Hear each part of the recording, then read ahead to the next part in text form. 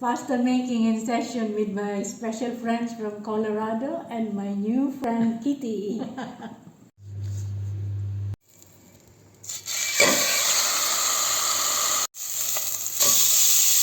Softening onion before putting back the meat.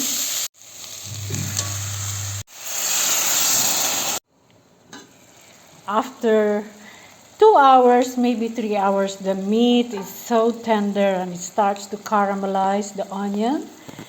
And the meat is very, very tender and it's ready to make ravioli.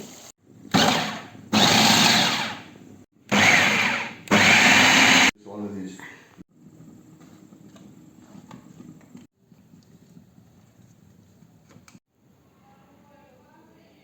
Put the cover in to finish the ravioli.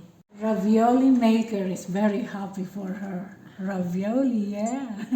Look at that. Hey, he's an expert. Well, I'm impressed. See, he doesn't want this on the camera because